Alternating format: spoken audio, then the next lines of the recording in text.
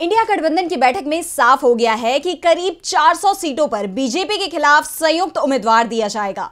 बाकी की सीटों पर राज्यों के हिसाब से फैसला लिया जाएगा। जहां आमने सामने टक्कर की जरूरत होगी, वहां त्रिकोणीय मुकाबला भी लड़ा जाएगा। खासतौर पर यह रणनीति 3 राज्यों को लेकर बनाई गई है, जहां सरकार तो इंडिया में शामिल दलों की है, लेकिन यहां इंडिया का संयुक्त उम्मीदवार नहीं होगा। तो क्या है इंडिया का प्लान, देखिए ये रिपोर्ट। इंडिया गठबंधन ने बीजेपी को रोकने का पूरा प्लान तैयार कर लिया है। पहले मजबूत गठबंधन तैयार किया गया और अब बीजेपी के खिलाफ ऐसी रणनीति तैयार की जा रही है जिससे उसकी राह और मुश्किल होती नजर आ रही है। इंडिया गठबंधन में शामिल पार्टियां केरल, पंजाब और पश्चिम बंगाल में आपस में मुकाबला करती दिखाई देंगी, क्योंकि इन राज्यों में बंगाल को छोड़ दिया जाए तो बीजेपी की कोई खास ताकत नहीं है। गठबंधन में संयुक्त उम्मीदवार देने पर इन राज्यों में इंडिया को उल्टा नुकसान ही हो सकता है, क्योंकि राज्य सरकार से नाराज वोट फिर विकल्प नहीं होने पर बीजेपी की तरफ जा सकता है।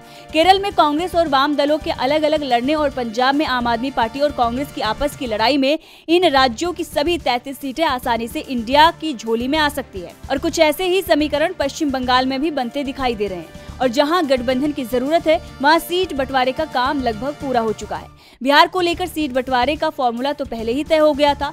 मामला किस सीट पर किस दल का उम्मीदवार हो, इस पर फंसा हुआ है। तो झारखंड को लेकर भी अब मामला बन गया है। हेमंत सोरेन ने लोकसभा चुनाव में कांग्रेस को राज्य की 7 सीटें देने की तैयारी कर ली है।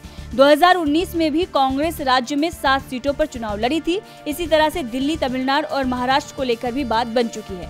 यूपी को लेकर 2-3 दिन में तस्वीरें साफ हो जाएंगी। इंडिया में जहां गठबंधन की तस्वीर साफ हो चुकी है, तो एनडीए में अभी तक सीट बंटवारे पर चर्चा भी नहीं शुरू हो पाई है।